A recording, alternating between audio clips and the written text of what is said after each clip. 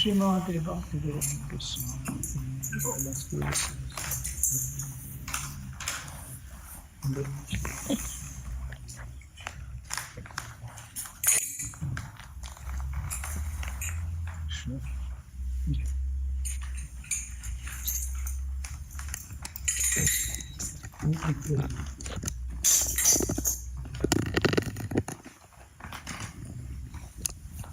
So, thank you for going late again to be Rijeka. I think the theme, the subject was. Let's see, which was for Tuesday and which was Something about global. Tuesday is global illusion of oneness. Global unity of oneness. No, this is not our idea. This is a subject which is widely known: globalization, global oneness, unification. It's a very strongly built already in the education system. We are all one and the same.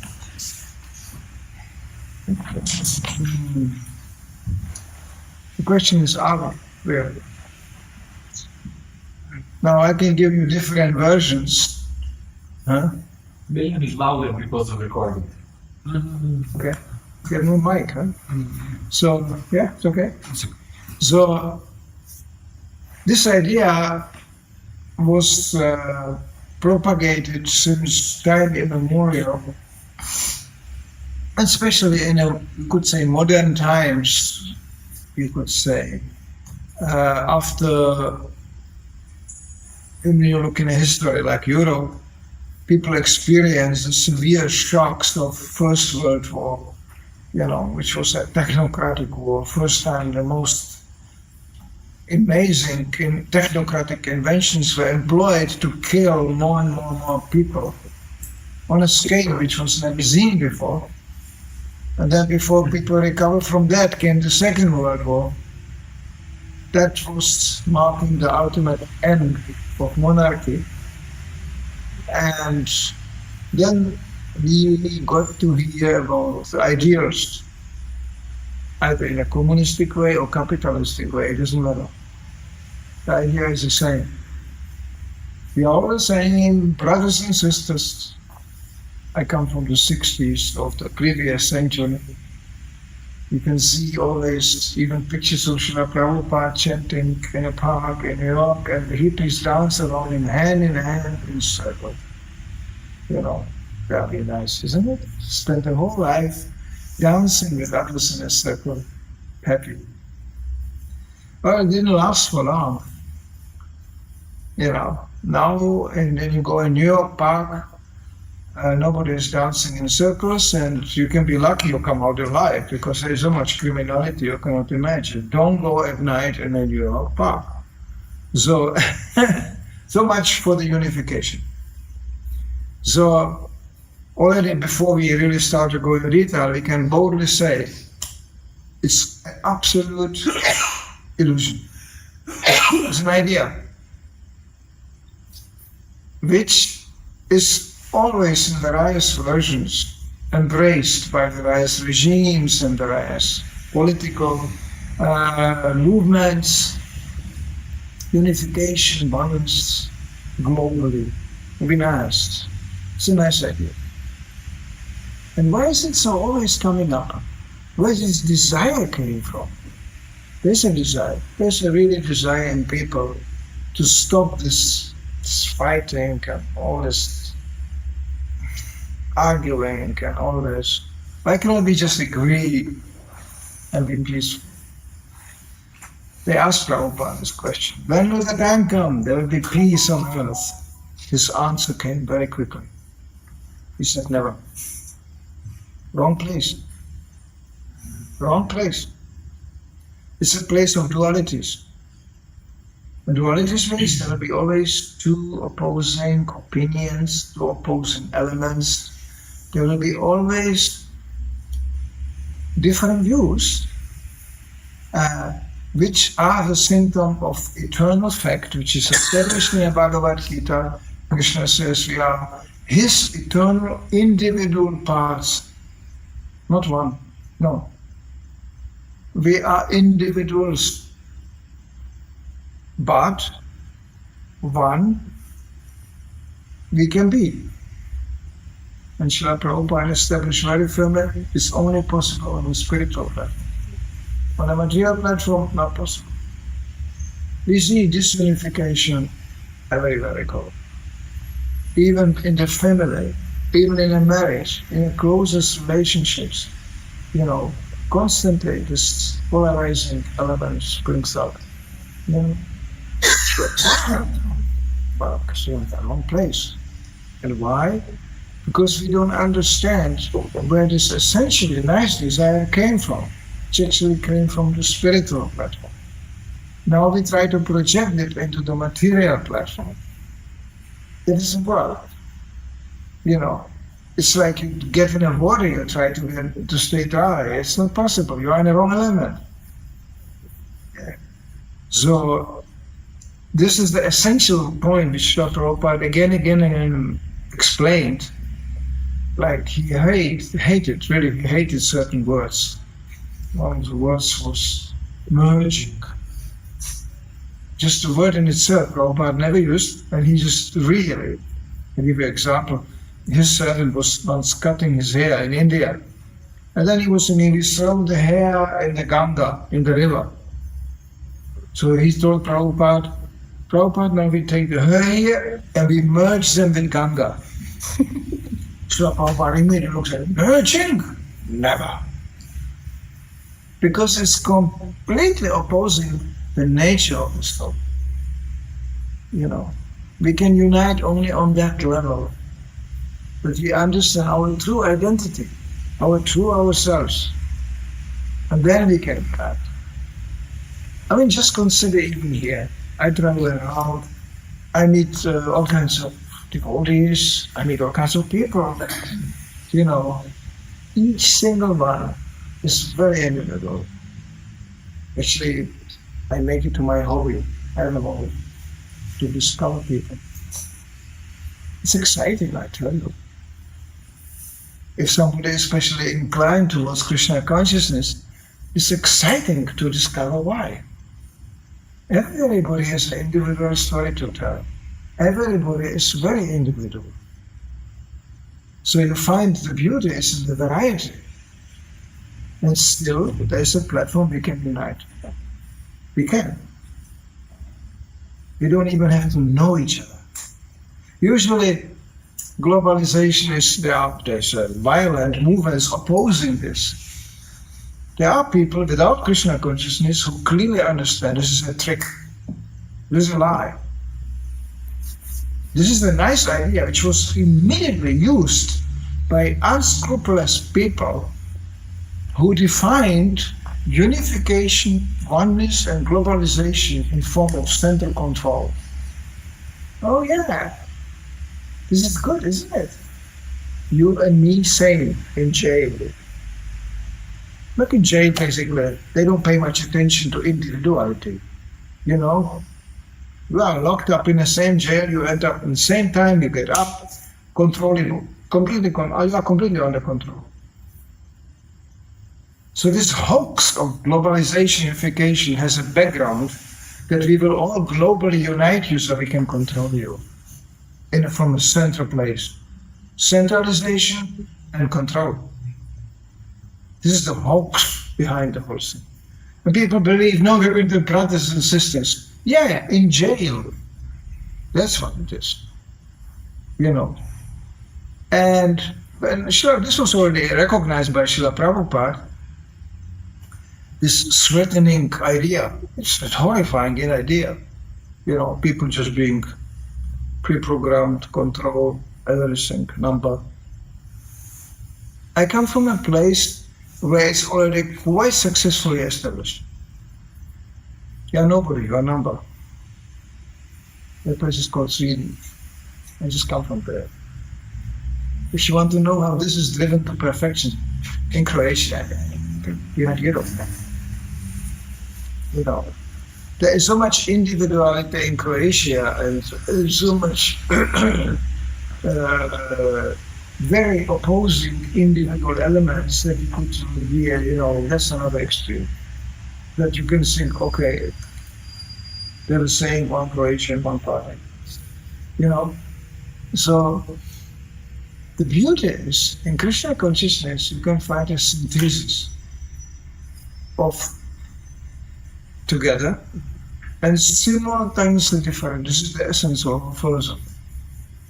We are one and simultaneously different, which materially spoken nobody will understand at all what I'm talking about. It's not impossible to make people one and simultaneously different. No. This is very material thinking. This is possible on a spiritual platform. We can unite with Krishna conscious understanding and simultaneously, actually not only maintain our individuality, but discover it. That was everybody who comes more deeper into Krishna consciousness discovers this is actually amazing. I'm discovering Krishna, the Supreme Personality of Godhead. I'm discovering how this world works. I'm discovering God and how His creation works. And simultaneously, I'm discovering myself. Prabhupada said it's like light. The more light, the more you see. In darkness is nothing. So there will be no globalization in darkness. There will be no unity in darkness. Just imagine all the light goes out, it's all dark here. And I go, let's all unite. Is somebody there? And you go, yeah, I'm here. And I'm there. You go, let's unite. And in the darkness, I will try with whom I'm actually uniting. So that will be very deceiving. I cannot get the right information in darkness. I will go, there's somebody with a very, very soft skin. Oh, it's a very unique skin. Nah, it's a lamp. In the darkness, I will not know. I was thinking there's somebody. No, it's a lamp. It's illusions. How can you unite an illusion? Everybody has his own illusion of what he is and about this and that. How can you unite on that platform? Impossible. There's no united illusions. Everybody has his own. So this is all ignorance. You cannot create unity like this. So Krishna consciousness means the light goes out. Who is me? Where do I come from? Who created all this? And then Prabhupada used actually the often quoted formula. He called it actually the peace formula for unification and oneness. I just wrote it and read. Everything, animate or inanimate, living or not living, that is within the universe is controlled and owned by the Lord. One should therefore accept only those things necessary for himself, which are set aside as his quota. And one should not accept other things, knowing well to whom they belong. Ishawasya idam sarvam. Prabhupada called it a peace formula. This is the essential sloka of Ishopanishad. In other words, if you don't know where things come from, if you don't know to whom they belong, and if you don't know what purpose they have, there cannot be unification. There can be temporary unification. It's like, bank robbers, they unite for the purpose of robbing a bank. And then they will say, we are all one and the same. Whoever took in a robbery will take the same share. They are very democratic. They will vote on this. This is the essence of democracy, this is the essence of globalism, and this is the essence of unification in the material world. Let's share what we have stolen. That's the message of the Upanishad. Srila Prabhupada was very open about it.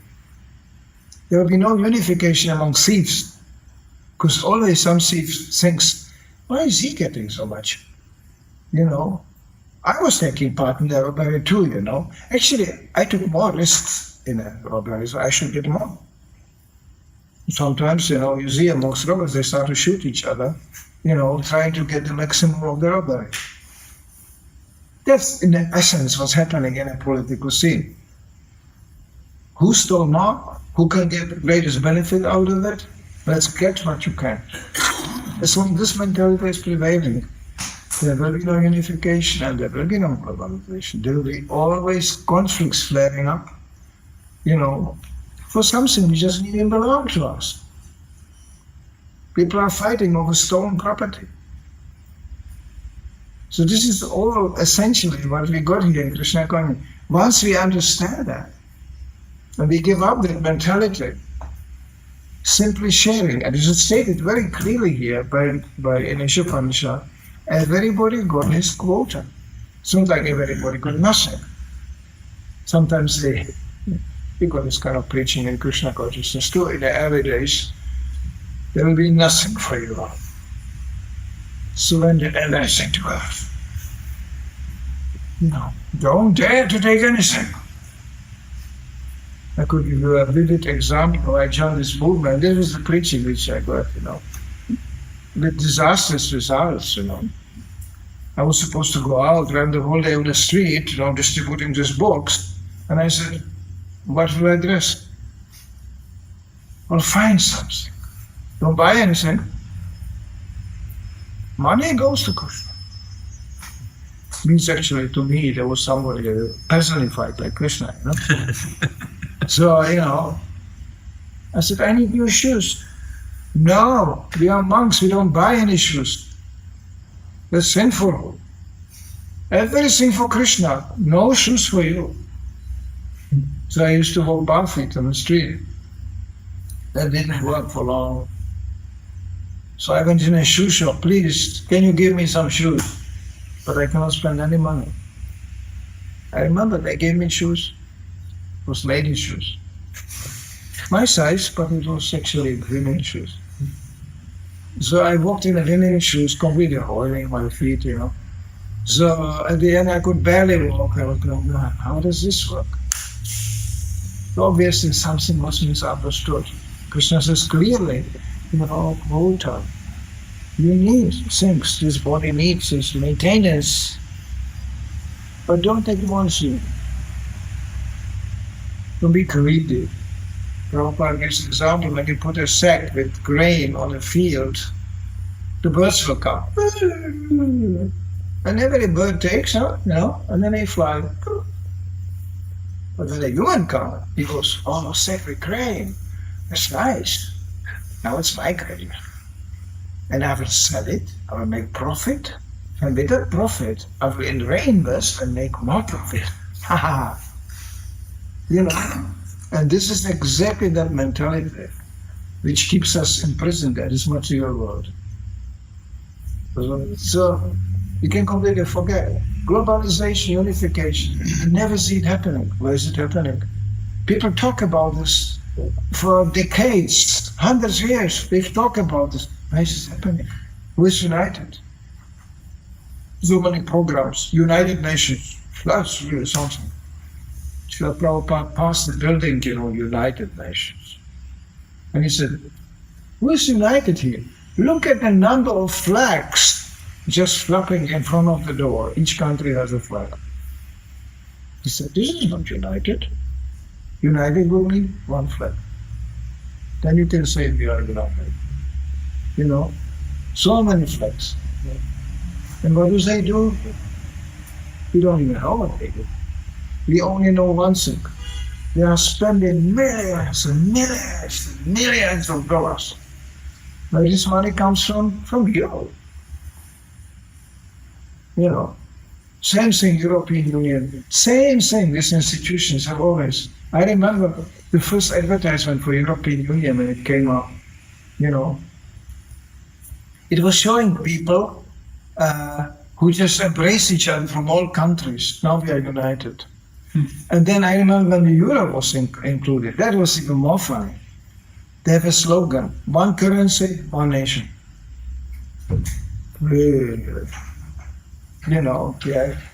I would say, one currency, everybody got cheated. That's the reality. Centralization control, bureaucracy. You know, I will tell you something out from history of ISKCON. This idea was even in ISKCON.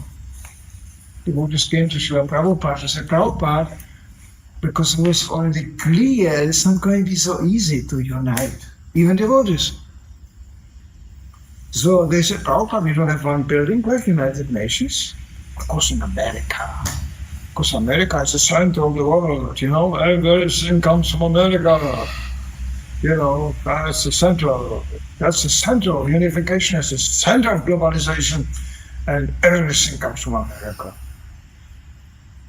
A country with practically no history, no culture, started by killing the local population, the rest was drunk in alcohol, biggest producer of pornography in the whole world, and they're really good in producing weapons.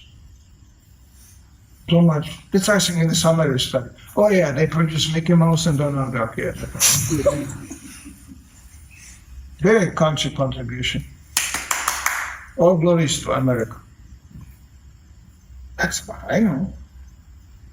Do you know something else? What comes from America? I don't know. Rockets. Yeah.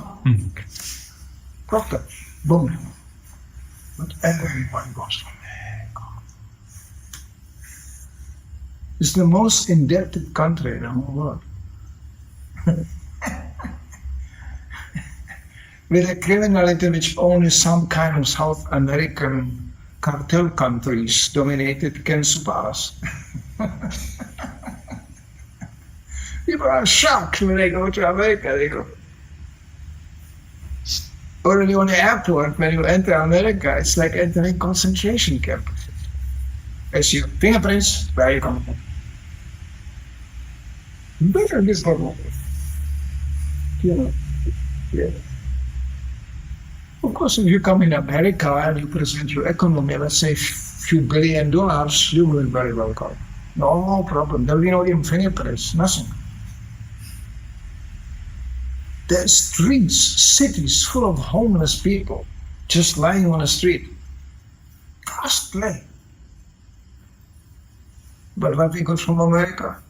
Big time. And then everybody compares. It goes, must be big, so America. You know, I'm sorry, it sounds a little bit nationalistic or racistic or whatever. There are for sure nice people in America. There are for sure nice devotees in America, but I didn't know too many. I'm 54 years in ISKCON, sorry. I don't want to go more in detail. But I don't know what Americans are doing even in Croatia. Why?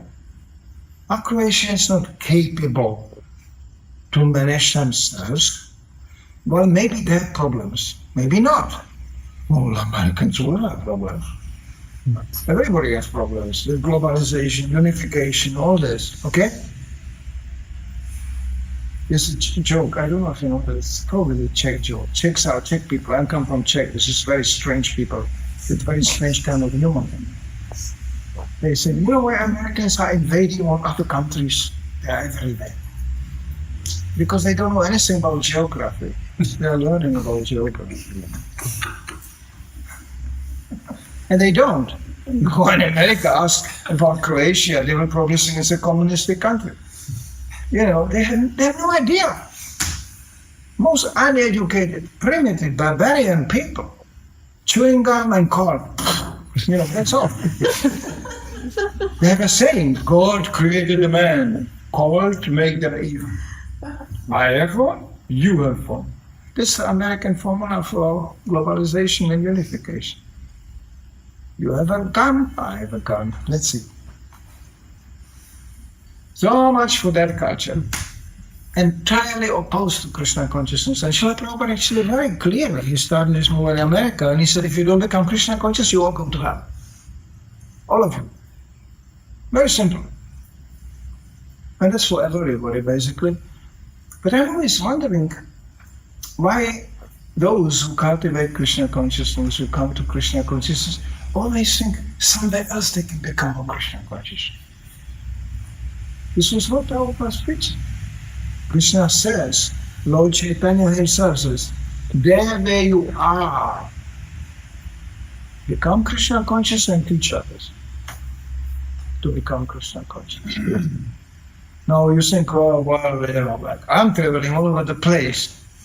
I mean, sorry, but my life is such a this. For me, Europe is like one country. I don't know. I don't even know some Australia. It's just like I'm on the road all the time. That's not for everybody. Most of the people, and I do it only because I feel I have that freedom to travel around and I don't have other responsibilities really. So I can do that. But I highly respect those who have responsibilities, who are actually located, we call it nowadays the congregation, right? But what means the congregation? Actually, that means to come together and try to be Krishna conscious. That's all. You don't know that here, but I come from a movement where we sought those who live here, on this address, in this temple, they are Krishna conscious. I live in this room, you live in that room. Krishna is here on earth. Prabhu, they are Krishna conscious, isn't it? And just around the corner in Rijeka, they are all in illusion. We can all be Krishna conscious, they are not living here, on this address. It's a pretty primitive understanding. And Srila Prabhupada saw this, it was happening in his time also. And he was laughing. He said, you think this is going to stay like this? We all sitting in a room and Hare Krishna, and Prabhupada said, no, this is a training center. He even called it, in the early days, you find in the letters, Los Angeles camp. It's like a camping place. It's a camp, like military camp or whatever. It's a camp. And camp means it's training people, and then they go out and fight in the military sense. So the temple means we come here, get inspired, and then we go out. That's the place where we live most of the time, nowadays especially, And that's the place we have to be Krishna conscious. Not just here and not just today and not just here for 2 hours. We have to be Krishna conscious the whole time, whole week, whole month, whole year, whole life. So this is the challenge. And Prabhupada, sure, he said all this, but of course in the early stages we couldn't hear this, what he's saying actually. He predicted this. This is going to happen. Congregation, people will be everywhere, chanting, cultivating Krishna consciousness according time, place, and circumstances. Now, it's like example, since we hit this little bit controversial point, important preacher, turn and preach, coming from outside. He can give information, he can give inspiration, he can give encouragement, but he will not stay. That we can say almost for sure. Who will stay? Well, the people who are living there. And actually, this is for every preacher, this is the most inspiring thing. When you come somewhere, people don't know much about Krishna, and you inform them about Krishna, they become inspired to serve Krishna, and they create something for Krishna. And then you just go again. Yeah? And then you come again, and they already have their own Krishna consciousness. This is inspiring. Not that you come, everybody, Hare! Then you go and everybody leaves. There's nothing left. It's not so inspiring. It's something, but it's not so inspiring. The real inspiring is when Krishna consciousness gets rooted. That can be only done by the local people. I give you examples from Shastra, from scriptures. And Prahlad Maharaj, the son of a demon, biggest demon, when his father was finally killed by Lord Nrsimhadev, you know what happened? Prahlad Maharaj was installed as the leader of who? Of the remaining demons, demoniac youngsters who grew up in a demoniac culture. And he was not going, okay, thank you very much, bye-bye, all of the share was cleared, bye-bye, your nasty demons. No, he was installed as a king, as a leader. Because he knew the demons very well. He grew up in that place, And he was very familiar. And they actually were thinking, oh, he must know us. Hey, he should come here. Yeah, it's from here, right? Now, sorry, I will come a little bit personal. When I go with the Shadina Prabhus in Novi Vinodolski, just along the beach, it's a real experience for me. You know why? He knows everybody. Everybody knows him. And besides the fact that they know even his Hare Krishna, he can talk to anybody. You say, hey. The whole villagers, they know him because he's from that place. Everybody knows him, he knows everybody. And they know his Hare Krishna. That only makes them little Krishna conscious. And they don't hate him because he's Hare Krishna. That makes them already a little bit Krishna conscious because they have some favorable attitude, even without knowing it. This Agyata Sukriti code. And if you go like somewhere to somebody and say, sorry, I need help, So what will they do? They'll go, I already helped your father, Sure, I will help you.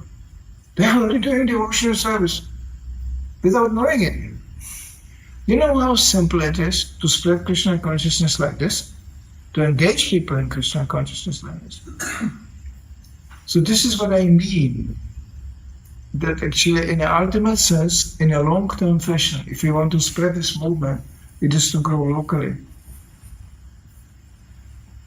And then we have, of course, we have participants in Krishna consciousness who come and go, flip around. Prabhupada was not very happy about it. He even gave instruction to his disciples, also young people. Young means moral question. So he gave instruction, you go here, you go there. Prabhupada was constantly managing with very few people. You could say boldly that the Hare Krishna explosion was organized maybe by 50 devotees. That was it. You know how I know that? I read his letters. His correspondence is preserved. And there's the same names coming out over and over again. Same letters written to the same people who were all over the globe, all over the place. Now some got their own ideas. Prabhupada writes, who told you to be in India? I told you to be in America. What are you doing in India? People be like that, with an idea and life. Prabhupada struggled with that, like anything. So I think he would be very pleased when he sees that there is a locally grounded congregation growing. And there will be variety. There will be different things. This is our Krishna consciousness in our town. Welcome. You may think, well, this sounds like nationalistic or what? No. You read Chaitanya Charitamrita. There are so many different devotees described according to the locations they are serving. There are devotees from Orissa, and there are this, and there are the Jagannath devotees, and then you go to South India, you have the Shankaraya devotees, yeah? And you go it's very local. Only in Vedic culture, the only one politically went around where brahmachari, sannyasis assisted by brahmacharis, they had the freedom to go. The rest, the majority of the population was in a family situations, cultivating their field they have at home, facilitating and supporting preaching, This is the ultimate picture you get, and that's how Krishna consciousness is spreading. It's already happening to some degree, but it doesn't have the idea of organized fashion which Prabhupada envisioned. It's at work to get people together, especially in Kali Yuga, which is the age of natural controversy, natural argument, and natural dissension. This is the age for that. Even on the basis of the scriptures, people immediately pick up argument. This is a sign of Kali. You know? No, everybody has his, Prabhupada used a word for it. He was creating his own English, you know, call it opinionated. He is opinionated. That means he has his own opinion. So this is austerity sometimes in Krishna consciousness. You simply have to give up all of it. There's no value in it. It feels good to have an opinion. What does it mean?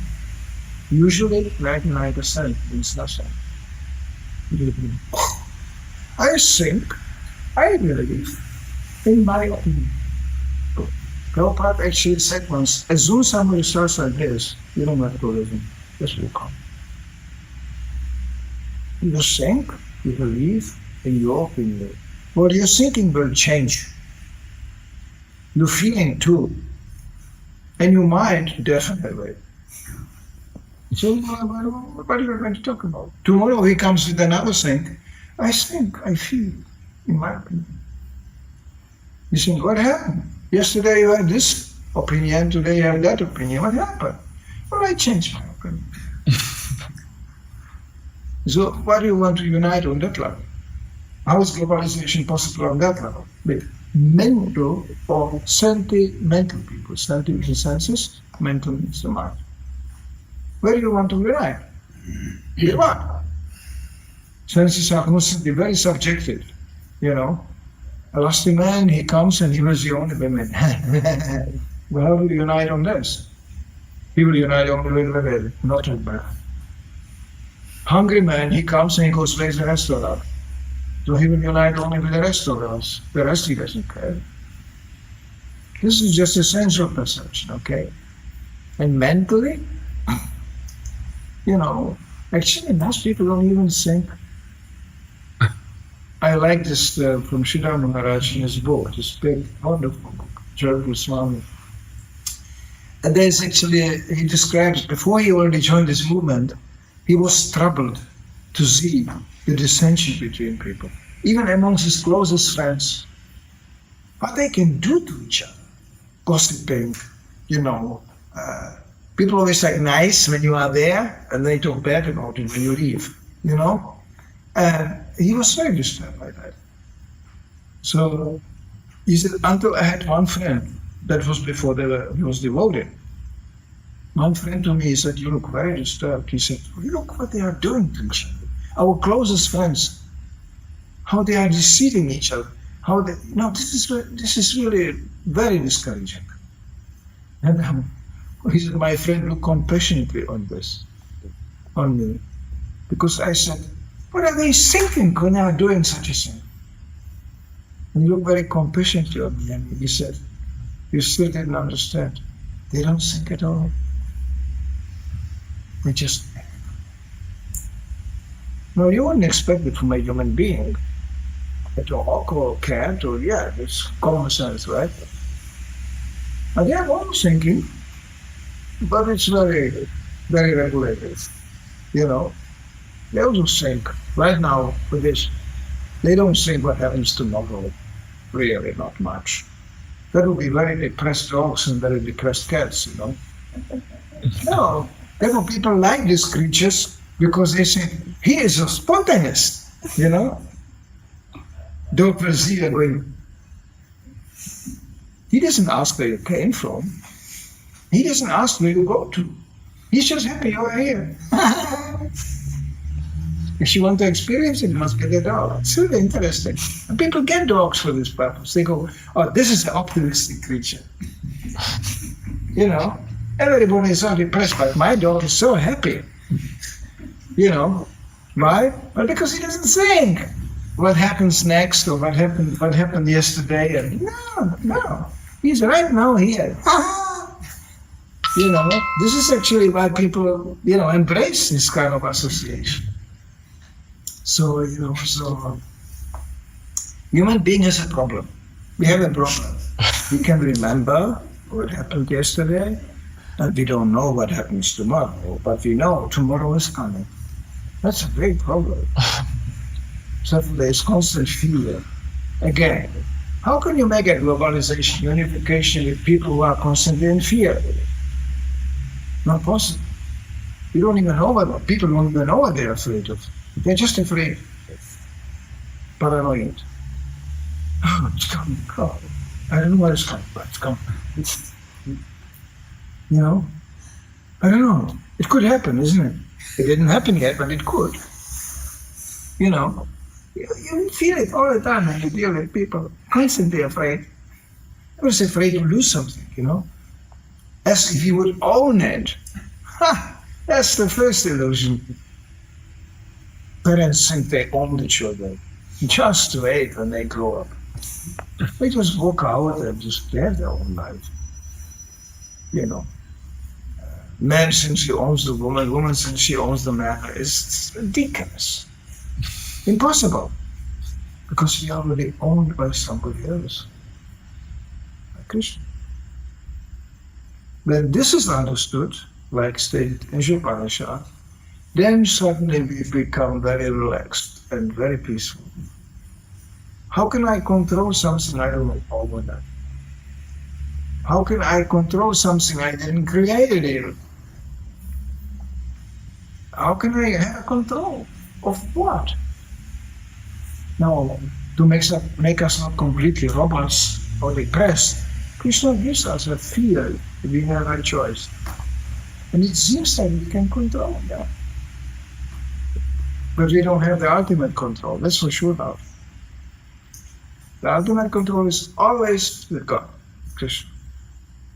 So if you understand that, you become actually very happy man. Like we feel, I am responsible. You think this is nice. Finally somebody feels responsible here. In the ultimate sense, no. How can I be responsible for something I cannot control? But I put myself in the situation of helplessness, and that's my responsibility, yeah. That I can control. And I can get out of that victimized, you could call it victimized situation, by simply surrendering to the Supreme Controller, and He will arrange. Don't worry, there's quota for everybody. God, it's not God, it's not like, surrender all to me, give everything to me and go home. At the SAC got like this. They think, oh, why? They're foolish, they're angry, so they deny even his existence. Oh, I'm a reporter. You will not take this away from me.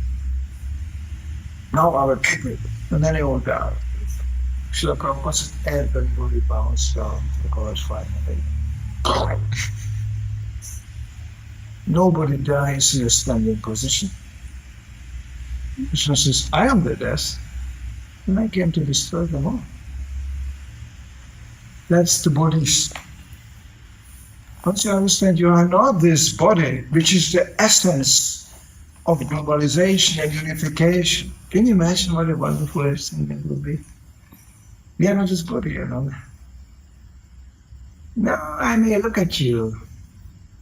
You are not looking very good to me. It's emotion, impression. I think, I'm not this guy.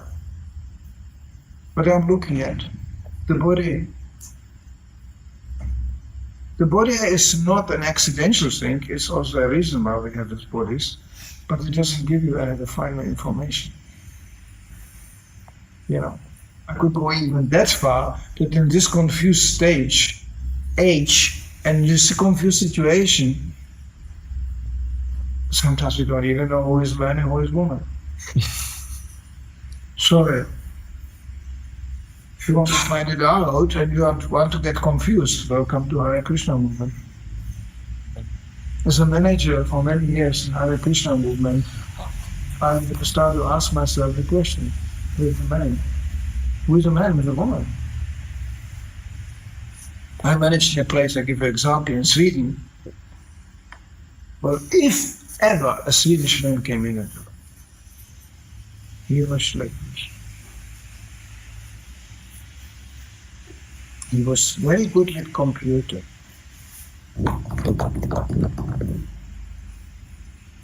But he wouldn't do anything. He would think. Now, how do you run a restaurant or any operation like this with people who think? And there was a particular time, Yugoslavia was in war. I was in Sweden. We got a very special guest from Yugoslavia. I give an example. There were all kinds of devotees coming from the old Yugoslavia to Sweden to help. But I just remember one special class of devotees. It was really a class on its own. It was called Serbian Matajis. Oh my God. They came from war zones, you know. That. And they were happy. There's no shooting in Sweden. Very good. They came to the restaurant. They came in my office. I was the manager. Just the way they opened the door, I was going, oh, now I have to repair the handle, you know. He just came in the door and then going, what guy, you here? I was going, yes. We call them in Mataji, mother. But boy, if my mother would be like this, I would be scared. So, and they just said, yeah, well, we need help in the kitchen. Of course, yeah, sure. And they had lots of action because we had 500, 600 guests a day in a restaurant. Heavy cooking, heavy kitchen, heavy, you know, it's just like war. Whoever didn't do that will not understand, but it's like war in itself. You have to cook twice a day in pots of this size, you know. In the afternoon, there's no rice, you know. 120 liter pots, you know. This is like a little car, you know. It's just huge truck. He was calling for help. He couldn't lift up the pot. Comes this Serbian Mataji goes, what is this guy doing here? Just grabs the pot and goes, you know. It's like, that's what I remember from them. My first impression of Yugoslavia was good. Wow, the whole country is like, wow. I asked this lady, there were many, I'm quite sure. I asked her, so, what did you do before you joined? I remember this mother going, well, I grew up on a land, in a farm. And I was going, oh, that's very nice, So it's interesting sometimes to talk to people when they come to Krishna consciousness. How was your childhood? How did you grow up? When it's a childhood, what childhood? And then she looked at me and said, I didn't have even toys. I wasn't so ridiculous. Girls play with puppets, you know, and she said, I don't like puppets. But we had toys. Me and 5 other girls after the school, we were going in the forest. I was going to really nice.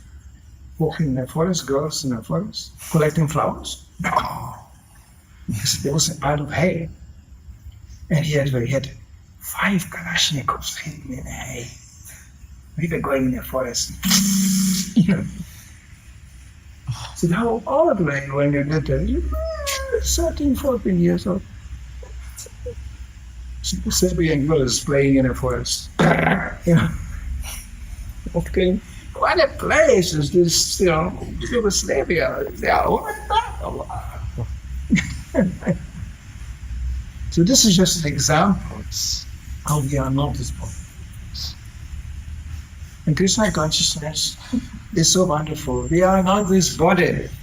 And anybody brings to the game, to the service, whatever he can. And it's very individual, very personal, and we have to keep it that way. Srila Prabhupada warned his managers, don't try, don't go for unification and globalization. Everybody is. First of all, it's impossible, it doesn't work. You will get frustrated very quick. And second of all, it completely defeats the whole purpose of Krishna consciousness. Krishna is so wonderful. He lives in the heart of every living entity. And individually and personally, he is capable, can you imagine, to instruct and guide each single soul, because they are his powers. Now we cannot even imagine it. We cannot manage even 2-3 people, be aware of them even. Krishna is aware of everyone. And he knows what you want. He knows what you need. Now, you still have one part left. He doesn't know what you want. That's it, that's over. So he's waiting. What do you want? Well, you know, I would like to be an illusion. Krishna goes, great. You will make such a great illusion, you will see this is reality. Okay? There are people who are so perfectly in illusion and so determined. Krishna says in the Bhagavad Gita, I am the faith. You want to be stupid and have faith in some idiot? I'll give you the faith. Basically, when you look in the history of mankind, this is a one big congregational worship of idiots. Where will you look? You know, it's easy to illustrate it. Always just cheering up the next idiot. That's basically in a nutshell what the political scene is about. You know, the next fool comes, the next cheater, the next dictator, and they're all there. You see, people are happy. Ah, wonderful. Here I can get cheated and killed again. Wonderful. You see, how can be somebody stupid? Doesn't anybody learn anything? Because the history is repeating itself all the time. See, doesn't anybody learn anything about this? We can start with like Alexander the Great. He's a capable warrior, very, very capable people. But he had the idea of unification and globalization by conquering. Those days, in these ages, there was no internet, there was no subtle ways how to influence people. Why the people were actually, they were very simple, most of the people, living in a simple environment. So what do? How you unite them? You go there and just beat them on the head. Julius Caesar had this idea of a Roman Empire, big, you know, obviously, was all the way in Pula here, you know, was big. But the idea of conquering was not actually just about conquering and, you know, and stealing. It was about cultivating. We are Romans, we are the most cultured people on this planet. That is what they thought. And we have to cultivate the other races. You know. So conquer and cultivate. Because from their point of view, we're all barbarians. That are not completely right. No. But never mind. We are the champions. Yes. It's until today, Italy felt in Northern. It's so funny. They just produce some mopeds and drink cappuccino and this and they are very, very elegant people. So it's really funny. So, but, you know, besides, I like to go to Italy because it's so undivided. It's actually so divided and it's so naturally chaotic. Try to make some globalization, unification in Italy. Good luck with that one. Good luck. Try to unite South Italy with North Italy. Impossible. I know enough about it. I was there for 2 years living there, and the Lombardia is incredible. Aborigines in Sicily. You know, South Italy was mafia. Actually, it was a moment when to divide Houston in 2 countries. Again, bodily consciousness. I am this body. That's the whole problem. Now, whatever problems we have in Krishna consciousness, still, we are already quite close to the idea that we are not this body. Otherwise, what are we doing here, sitting together? We don't even know each other. I don't think everybody knows each other so well. But we are sitting here. We are chanting together. We are ready to serve Krishna together. Oh, that's already quite some unification took place.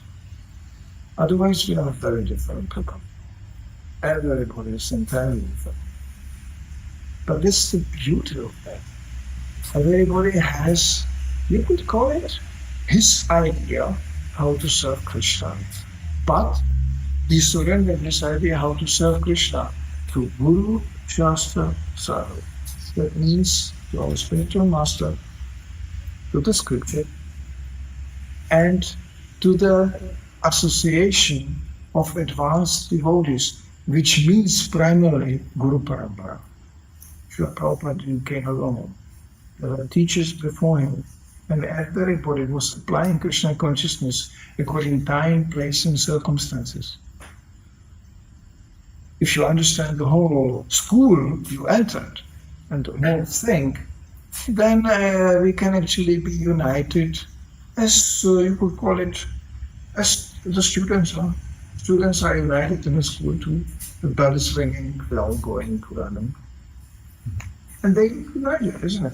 They sit in a school class, they are learning the same curriculum, they are learning from the same teacher. That makes them united.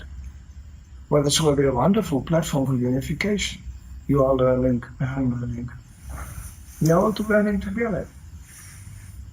That's really a nice idea. And this is not a dry school. School is actually a horrible example because you don't see ecstatic children coming out of the school. Before I remember, I forgot whatever I learned in the school and I walked out of it. They couldn't even teach me English. I had to learn it from Srila Prabhupada. Well, I cannot find anything what they gave me. It's wasted time. The little counting I could do myself, My mother could teach me that. And you know that the most amazing people in the business world, they were horrible in school. Even Einstein was horrible. They were thinking he's a space helper. He was not kind of upset. Because he couldn't understand. He's thinking in such a complicated way that he was always too late with the result. He's completely on. There's even a picture of the inventor of the computers, the first computers, in a school. He was you know why he invented the first computer? To cheat in a school. It was a little machine. Yeah. I mean, I went to school, there was few genius other students, I remember, quite genius people actually. They were all cheating. They are not, they didn't believe, but they are teaching their fun. And all these really people who were learning, yes, and they got a good grades, yes. When they exited the school, they just disappeared. It's like fog, it just disappeared. Because it's not individuality. That's innovation, this innovation power, which comes originally from Krishna. Krishna is appreciating when the servants come. Good. They came here to serve me. But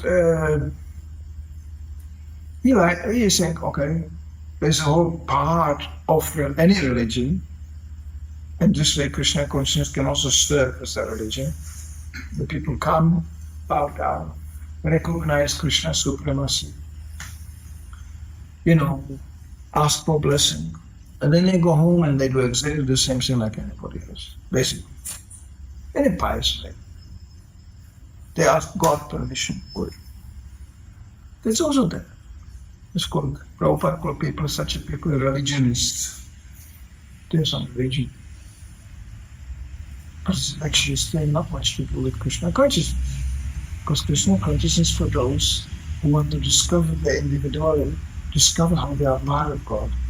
And God is reciprocating by giving them knowledge. What else they could do, how they could develop, how they could apply. Krishna is very careful to give knowledge. Because what about if you misuse it and use it against him? But then Krishna says, okay, I will give you another so-called knowledge, which is a plain stupidity. And you will embrace it gladly. He gives you even the enthusiasm. He says you're a cheater. This Kali Yuga is full of these people. People say, oh, this is my guru. He understands my heart. No, he understands your mind. And he understands actually your conditioning. That's a clever guy. And he will talk to you exactly what you want to hear. For what purpose? So you can give it a much. Thank you very much. And they go, oh, I will give my life to this person. He understands my heart because they don't even understand the difference between mind and heart. That much, so much for the stupidity. It's massive. But Krishna comes for intelligent people. Prabhupada appealed to his audience, please use your brain. Ladies and gentlemen, please engage your brain. Appealing to the intelligence they even do that. And people realize that they ask sometimes, serious devotees, but I have no intelligence. Prabhupada, you see Krishna cannot give it to you? Of course he can. And I tell you, I experience very simple people joining this movement, saying such a genius things. I was shocked. Good. This is not the size of his brain. He cannot. You shouldn't even say that. No, Krishna can give anybody. Krishna is not racist. He is not chauvinist. He is nothing of this. That's bodily designations. You can do. Everybody can get. Krishna very liberally and very gladly disseminates intelligence, enthusiasm, innovation. Like, oh, maybe we should do this for Krishna. It's a good idea, maybe. Why not? Why not? Bring an idea. But don't insist it must be fulfilled. Maybe it's a stupid idea. But don't stop having ideas. Just submit it that we have a spiritual master and we have a control, we have evidence, we need a reference. Is my idea good? And if it was in a frame of preaching Krishna consciousness, Srila Prabhupada never discouraged. He actually liked that. Prabhupada was like, what did you say? Oh, that's a good idea. And the disciple was fired up. He said, I got an idea. It was approved by Prabhupada. Great! But then Krishna, Prabhupada, when you had association with him, he immediately indicated to you, don't forget, this wasn't your idea. Krishna gave you the idea. Okay? I mean, amazing things in Srila Prabhupada's presence. Absolutely amazing things happened. I give you an example, Mr. Hopkins, there was like one high, great university capacity. He was famous. He really appreciated Srila Prabhupada. He was actually devotional, let's say. He wrote wonderful appreciations of his books, and he was really a capacity in the university world. And then he explains later on, there was an incident, okay? The Back to Godhead magazine, regularly published at that time, carried an article. Someone, the writer, I don't even know who it was, but he got the idea to draw a comparison between American cowboys and cowherd boys in Vrindavan. Once again, glorifying the American nation, which already had a cowherd boy. It's true. Very American idea. So, Prabhupada got furious. He said, what is he writing there? American cowboys, they are killing and eating cows. You know? And just the idea to compare anything of this with the cowboy boys and then, I mean, it was completely off. I remember that article. It carried even as an illustration a picture of this tracks, you know, during Wild West, you know, with the wagons like this. Prabhupada was furious. He said, he immediately called the editor. He contacted him and said, editors are ultimately responsible for what is published in the magazine. He said, did you certify this? Well, Prabhupada, we saw it like this. He said, you're out. This all happened in front of the Mr. Tompkins, who was sitting there having darshan of Prabhupada. He's a Prabhupada furious, and he was like, wow, never saw a Swami like that. And then there was a relatively young devotee sitting in a corner. And then, and Prabhupada was furious, and they looked at the boy and said, you become dead. Now, that professor, he knew that boy personally more. He knew that boy never edited one damn thing. Actually, he writes, he says, I knew the boy, the only connection to magazine was that he occasionally read that. That was it. So he was shocked. What? Him? And the boy was shocked too. Prabhupada, me? Edited. And Prabhupada looked at him serious. Don't you think Krishna cannot give you any intelligence? And that was it. The boy was going to come Prabhupada. You want? Yes. I'll just tell him. He became quite a reasonable intelligent. I mean, the whole movement was done like this. Completely unqualified people. Everybody in this movement basically did everything what he did first time in his life. I mean, I joined this movement. 3 days later, I was in the street selling these books to people. Who trained me? Nobody. Who taught me how to do it? Nobody. They just put me on the street and said, hey, Prabhupada said, these books have to be distributed. Bye-bye. Hare Krishna. And I stood there just 18 years old.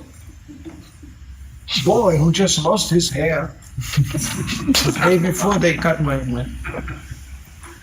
I thought, they cut my hair in a bed sheet. This was actually a problem. Nobody was in India. There was no Indian books. And I was standing there, I was like, now I have to distribute this. I didn't even read it yet.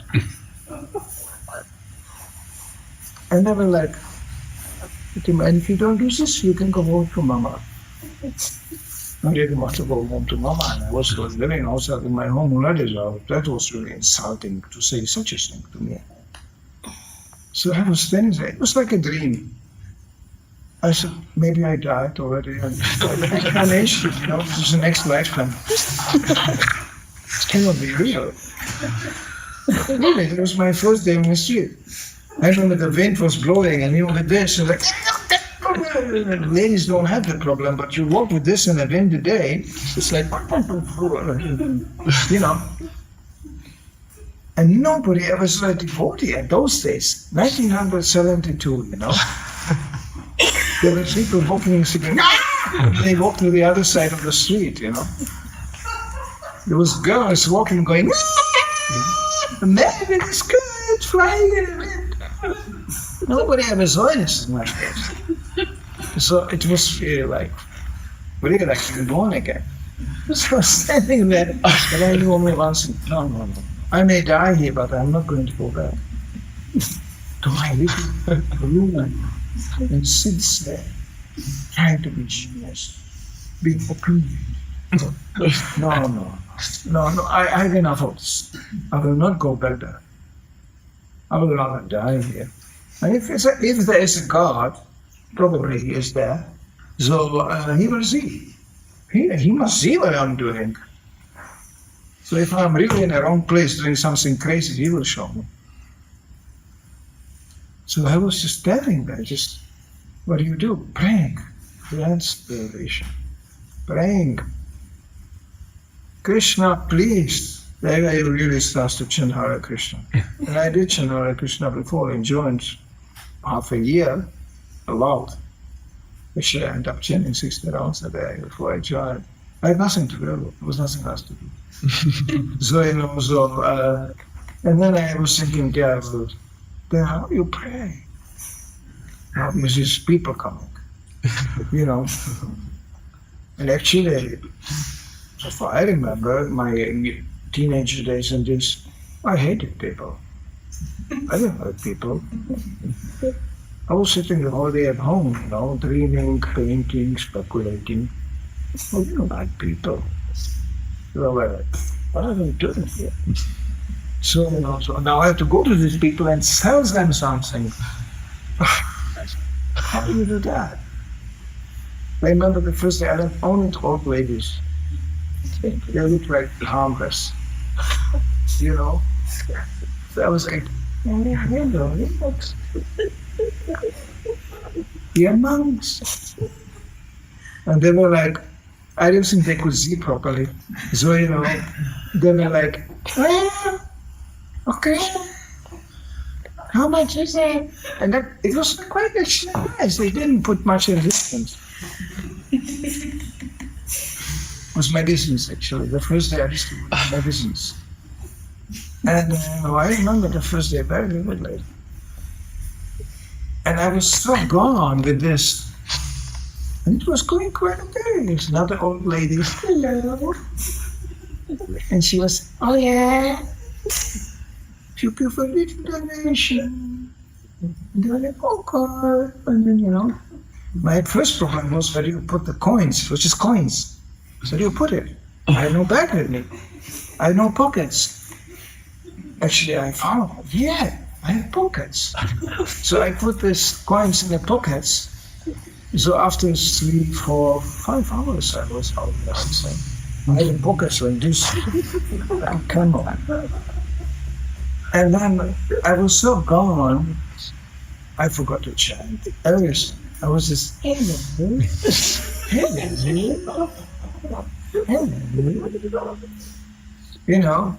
And then suddenly the car appeared full of devotees that are collecting me again. And they stopped, I was going, hello. They look at me and I was going, good evening.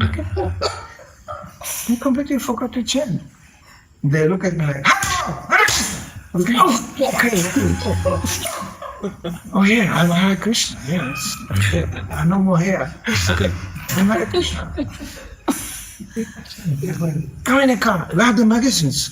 It was a big magazine. I was going, they are gone. What happened to them? And I said, I sold them all. It was like 120 magazines the first day. And they were going, really? Where's the money? I said, here. So they, come on. I got in a car and they just emptied me out, Haribol.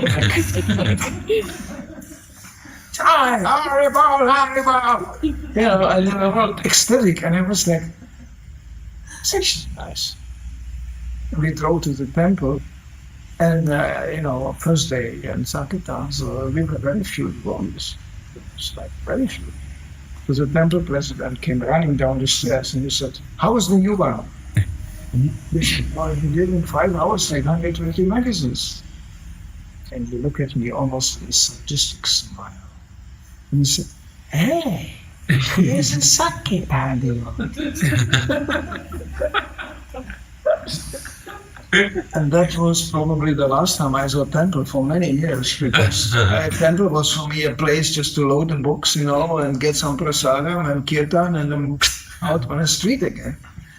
I was 15 years old there, just living in a car, sleeping, eating in a car. But the amazing thing, what happens, and I think it can happen to anybody, this is not just my story. When you are doing something for Krishna like this, you know what happened like after 1 week already of this? Next day I went out, I was already more prepared, Okay, I'm Hare Krishna now, so I don't know, like this. So I was a little bit more in my identity, I was more prepared for that. What actually happened was, after 1 week, I realized I like this. I feel completely confident with this. And I do something totally different from whatever I dreamt to do. I felt like it's actually me. I'm starting to discover me. Coming out of this dream, complete dream. Did you ever notice when people sleep, they look sometimes very peacefully? You know why? Because they're sleeping. That's all. They go, oh, he's sleeping so peacefully. No, he is gone. Unconscious almost. But this was something else. I started to wake up and I started to become conscious about myself. And I started to understand that dreaming character there, imploding in his mind, that was somebody else. That wasn't me. That was me deactivated. And now I'm becoming activated. And the training we got, especially those days in Germany, was brutal. Everybody hates you, everybody is against you, and the police is gone. That's it. We were really like underground fighters. When I introduced later on new devotees, go with me on Sankirtan, distributing these books on Germany on the street. My introduction to that activity started, so very nice, tomorrow we go out and distribute together these books. There is 3 kinds of police. That was the introduction. There's criminal police, there is the ordinary police checking the shopping street, and then there is like the normal police. Okay? So to the guys who check you on the shopping street, you don't have to show ID card. They will say you must, you don't. To the normal police, be nice, don't be crazy, they have guns, So, don't. We have people like this. I hate police. I said, that's nice, but they hate you too, So, it was introduction. Here's this kind of lectures like this to introduce people to preaching, And then there's the worst ones with the criminal police. They come to you, they have blue jeans under the jacket. And they look like incognito. And they come to you and they go, oh, what do you have here? When you are stupid, you offer them the book. They rip it out of your hand. And they go, this is for free. When you reach for that book and try to get it back, you end up in a courtroom charged for theft. Because there are 2 criminal policemen that will testify, you gave them the book for free, and then you try to steal it again, so it's you who is the thief. You can go to jail for this. Careful. This is practically introduction to preaching. That was the world I entered. Nowadays it's quite different. Even in Germany, you go nowadays, and try to distribute books, and the police comes and goes, you have no knife? No killing? That's good. Bye-bye. Because Germany is complete chaos. It's upside down. People running with knives around, There's terrorism, there's anything flies. Economy collapsing. Oh, just wait. Until he reaches Croatia, because Croatia is just a colony of European Union. Anyway, so, they may have some interesting time coming. You know why? I don't want to scare anybody. Because material nature is like that. It's like a pendulum, Ah, hurrah! And then, The history of mankind is like this. Mr. Tito was surely, I think he was passing by through Rijeka too, because he was everywhere. People were like, ah! So where's Mr. Tito? Finished. Gone. Where's all Yugoslavia? Gone. Now it's Croatia. What is Croatia? I don't want to study the local political scene. For sure, something very unpredictable. So Srila Prabhupada warned us and he prepared us. He said, don't expect anything else from this world. There will be no globalization. There will be no unification. But there will be constant strife from the demoniac part of population to gain center control. How do you do that? You create fear in people. Chaos. You create chaos, Then everybody is looking for shelter, they cannot be on a sea. It's the one will provide the shelter. It's an old-fashioned demoniac policy. The same person who created the problem appears on the scene like the savior. And of course people will take shelter because, they are desperate, there is chaos. Very old-fashioned demoniac policy. Srila Prabhupada exploited it. He just exposed the whole thing. It's always. So what did he have to do? What do we have to do in Krishna consciousness with that? First of all, Prabhupada warned us, don't get political. Don't say Prabhupada. No. Chant Hare Krishna, depend entirely on Krishna. When we come together as you could call it, those who got spilled out from the material world, desperately seeking shelter of Krishna's lotus feet, then we can do that. In our sincere desire to serve Krishna, to serve the mission of Srila Prabhupada. And then suddenly we find being united with people we never met in our life before. People we never expected. There is no limit of age, there is no discrimination, there is no need even to discuss these things. Anybody coming sincerely trying to serve Krishna should find a platform to be united with those who do the same. Srila Prabhupada keep Thank you very much. Thank you very much. It's almost 8 o'clock. So if there is some question, maybe we can release the It's question. nice, it's very nice if somebody has some questions, some comments. But maybe we can read the question. Maybe we can start on Friday with questions. If On somebody Friday? has some questions. That would be nice. It's already 8 o'clock, so. So we can continue on Friday. Yeah. If somebody really wants and bring some contribution, some question on this is fun. Yeah. We have some Prasadam Bhakti Vesa made some nice salt muffins. Thank you for the question. Hvala svima na dolasku. Ukoliko netko neće biti u petak prisutan, Bhakti Kirtana je naš blagajnik dežurni, ako neko želi da donaciju neku za Manidhar prabhu, jako će biti dobro došao. Tako da, I said that we have our treasurer Kirtana. Ako neko želi još koju minutu provesti s Manidhar prabhuom razgovor, dok se časte, dok se magli prasadam slobodno,